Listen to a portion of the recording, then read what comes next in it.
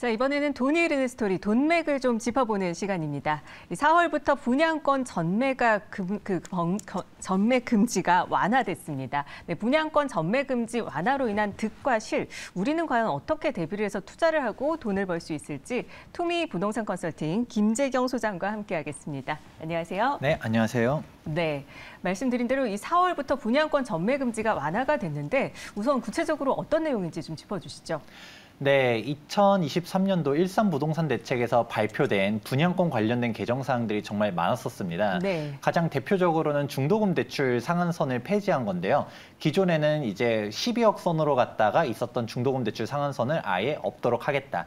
그리고 각종 청약에 대한 규정들도 변경했는데 그 중에서 좀 눈에 띄는 것들은 이제 무순위 청약 같은 경우는 종전에 이제 1주택자랑 그리고 거주지 제한이 있었었는데 이거를 무주택자랑 이제 지역 요건들을 폐지하겠다라는 사항들이 있었습니다. 그 중에서도 또 눈에 띄는 것 중 하나가 바로 전매금지 요건이었습니다. 네. 이 전매금지랑 실거주 요건을 폐지하겠다라고 13대책에서 발표했었는데 아무래도 좀 급한 부분들, 청약 관련된 사항들을 이제 1월 달에 그리고 2월 달에 개정을 했다가 이번에 전매금지 사항을 4월 달에 풀었습니다. 네, 그렇군요. 그리고 뭐 초기 대출 무순위 청약 규제도 변경이 됐다고요? 네, 그렇죠. 이제 무순위 청약 관련해서도 앞서 설명드렸었던 것처럼 그전에는 이제 지역에 있었을 때만 청약할 수 있었던 거를 뭐 전국 청약으로 바꾼다든가 그 대출 같은 경우는 좀 더 디테일하게 설명드리면 예전에는 청약이 당첨됐다 하더라도 이제 계약금만 가지고 있으면 솔직히 분양을 받을 수가 없었습니다. 네. 왜냐하면 아무래도 이제 계약금 이후로 중도금 대출이 실행이 됐어야 했는데 맨 처음에는 이 기준선이 9억이었었다가 이게 네. 12억으로 한번 올랐었고 이제는 아예 없다 보니까 아무래도 고가 분양을 받을 때도 걱정 없이 청약 넣을 수 있다라고 이해하시면 좋을 것 같습니다. 네, 분양권 전매가 완화됐다고는 해도 이 무조건 전매가 자유로운 게 아니라 일정 기간이 좀 지나야 한다는 사실인데 이게 또 지역별로 좀 다르다고요? 명확하게 좀 짚어주시죠. 네, 이제 전매금지 관련해서 완화가 되었지 폐지가 된 거는 아닙니다. 그래서 여전히 전매금지 규정들이 있는데 예전에는 이제 지역에 따라 극단적으로는 5년에서 최대 10년의 전매금지 기간도 있었는데 해당 사항들이 몇 년으로 줄었냐? 가장 길면 3년입니다. 근데 이 3년도 모두 다 적용되는 게 아닙니다.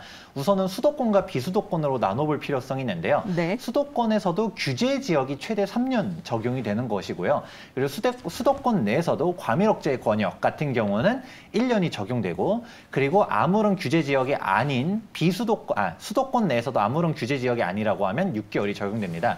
그리고서 이제 비수도권 같은 경우는 따로 보실 필요가 있는데 여기서도 규제 지역이다. 예를 들어 조정 대상 지역, 투기과열 지구다라고 하면 1년이 적용이 되고 그 다음에 광역시 같은 경우는 6개월, 기타 이제 광역시가 아닌 일반 지방이라고 하면 전매 금지 규정이 아예 없어서 청약 당첨 받고서 바로 이제 전매를 해도 자유롭습니다. 네, 그러면은 현재 강남 상구와 용산 외에는 다 비규제 지역이다 보니까 대부분 1년만 지나면 전매가 가능해지는 거라고 볼 수가 있는 걸까요? 네, 맞습니다. 아무래도 이제 비규제 지역 같은 경우는 이제 1년이 넘어가게 되면 이제 전매를 가능하다 볼 수 있는데 아무래도 이제 과밀억제 권역 얘기가 있긴 하지만 현실적으로는 대부분 이제 수도권 대부분이 이제 과밀억제 권역이 들어가거든요. 그래서 조금 조심스럽게 이제 수도권이지만 6개월인 지역도 있을 수는 있겠지만 대부분 1년이다라고 이해하시는 게 좋을 것 같고요. 그리고 강남 상구 용산이 아니라 하더라도 3년이 적용되는 지역이 있을 수 있습니다. 네. 바로 어떤 지역이냐면 네. 공공택지를 들 수가 있죠. 대표적으로 예를 들어 3기 신도시에 당첨이 된다. 이렇게 공공택지로서 조성된 지역 같은 경우는 지금 현재 규제 지역이 아니라고 한다 하더라도 전매 금지 기간이 3년이다라는 부분도 참고해 보시면 좋을 것 같습니다. 네, 그렇군요. 이 해당 전매 금지는 앞으로 4월부터 분양하는 분양권부터 적용 대상이라고 볼 수 있는 건가요? 네, 이 부분도 정말 많이 물어보는 포인트라고 볼 수 있는데요. 네. 이제 보통은 우리가 현실적으로 생각했을 때 대책이 발표가 되면 그 이후부터 적용되는 거라고 이해하기가 좋습니다. 근데 해당 전매금지 같은 경우는 아무래도 분양권 시장을 활성화하기 위해서 종전 시장의 종전에 분양을 한 단지조차도 이제 소급해서 적용해 주도록 변경이 된 것이죠. 그래서 과거에 내가 당시에는 전매금지가 5년일 때 분양을 받았다 하더라도 지금 이제 전매 금지 규정이 완화가 돼서 3년 혹은 1년으로 적용될 수가 있고요.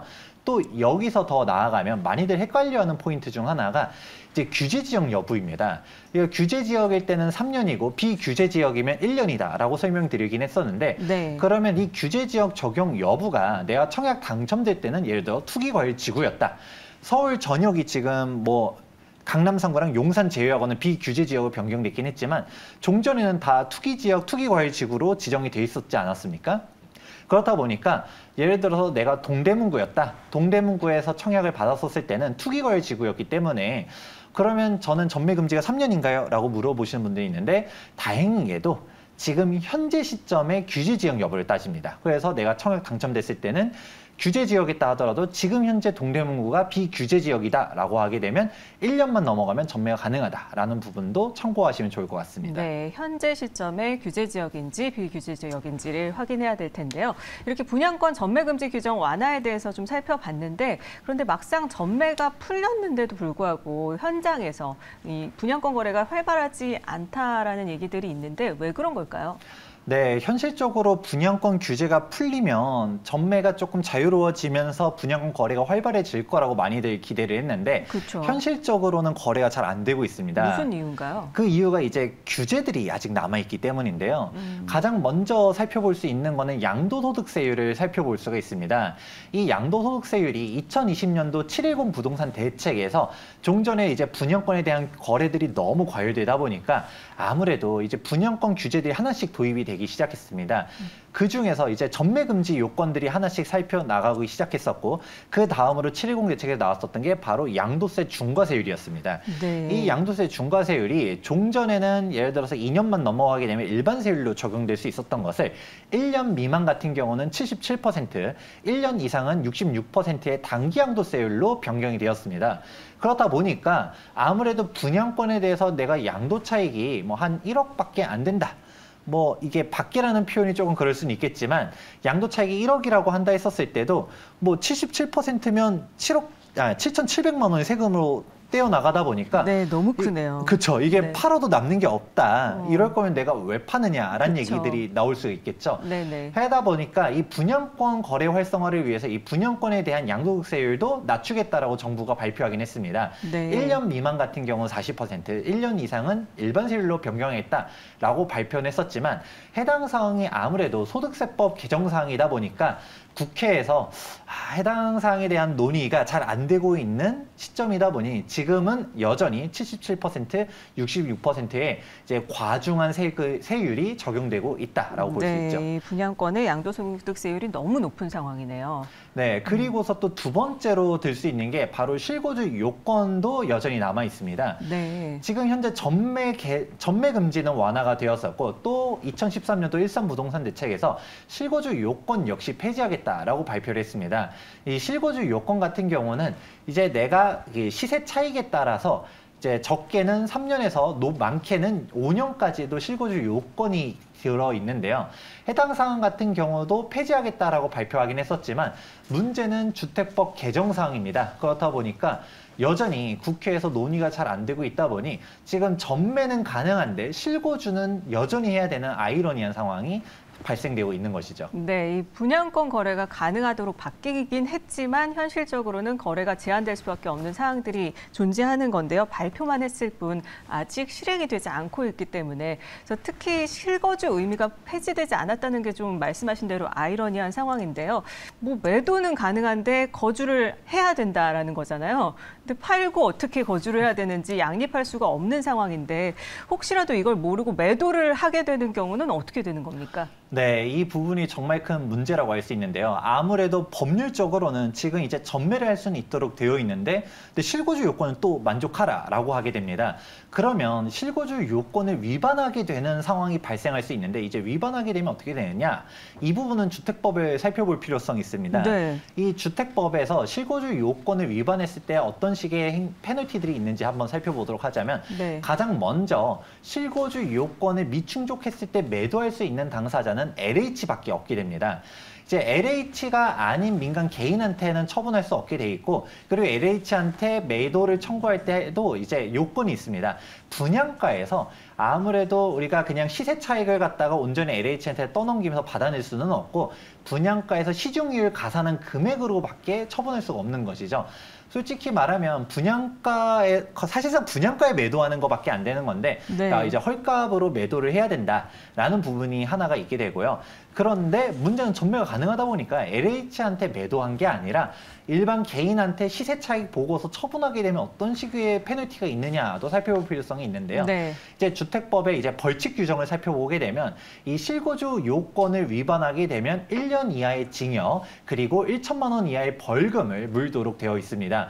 그래서 이제 실거주를 위반하게 됐을 때는 잘못하다가는 징역살이까지도 할 수가 있다라고 볼 수가 있는 것이죠. 아니, 분양권을 팔 수 있다고 했는데 알고 보니 LH한테만 팔 수 있고 그냥 헐값에 하는 게 무슨 얘기인지, 거기다가 매도를 한다고 분양권 매도해도 된다고 정부가 말을 해서 팔았더니 징역형을 살 수 있다. 정말 충격적인 이야기인데요. 해당 실주거 요건이 있는 분양권인지 파악하는 게 아주 중요할 것으로 보입니다. 이 분양권이 정말로 어떤 대상들인지, 어떤 분양권들이 그 대상인지를 좀 알려주시죠. 네, 이제 실거주 요건을 위반하게 되면 최대 징역형까지도 살 수 있다라고 하는 내용에 대해서 정말 심각하다, 이거 모르고서 거래하면 큰일 나나 보다라고 생각하시는 분들도 많을 수 있습니다. 네. 그런데 불행 중 다행으로는 이제 모든 분양권들이 다 실거주 의무가 있는 게 아닙니다. 바로 분양가 상한제 적용 지역에서 분양받은 사람들만 실거주 요건이 있는데요. 네. 근데 그렇다 보니까 이 실거주 요건이 어느 지역에 있었는지를 한번 살펴볼 필요성이 있습니다. 아무래도 이제 수도권이 아닌 지역들 같은 경우는 대부분 분양가 상한제 지역이 아니었었지만, 보통 뭐 이제 분양가 상한제 지역 같은 경우는 공공택지라든가 특히 수도권에서도 서울 지역들이 있었습니다. 이 서울에서도 2019년도 이제 12월 달 이후로부터 본격적으로 분양가 상한제 지역들을 적용했습니다. 그래서 서울 외로는 이제 광명이라든지 하남이라든지 이런 지역들이 적용이 되었었는데요.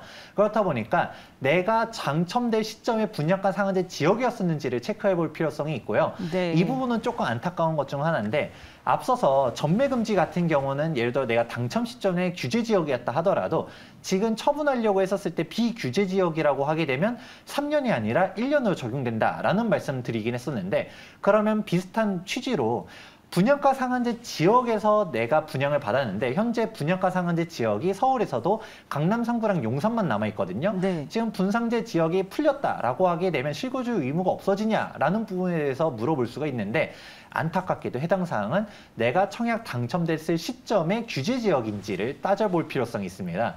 그렇다 보니까 내가 아무래도 조금 정리를 해보도록 하자면, 예를 들어 동대문구다라고 해서 무조건 규제 지역으로 다 적용되는 게 아니라, 예를 들어서 2018년도에 청약이 당첨됐었다, 아니면 2019년도도 상반기 쪽에 당첨이 됐었다라고 하게 되면 지금 현재 청량리 쪽에 전매 금지가 풀렸다 하더라도 실거주 요건이 없기 때문에 자유롭게 전매를 해도 가능하지만, 예를 들어서 내가 2020년도에 분양가 상한제 지역으로 지정돼 있을 때 당첨이 됐었다라고 하게 되면 아무래도 실거주 요건을 위반하고서 전매를 하게 되면 최대 징역형에 대한 처벌을 받을 수도 있다라는 부분도 참고하셔야 됩니다. 네, 그렇다면 당첨 시점에 이 분양가 상한제 적용 단지를 분양받았는지를 확인해 보는 게 무엇보다 중요하다는 말씀을 좀 짚어주셨습니다.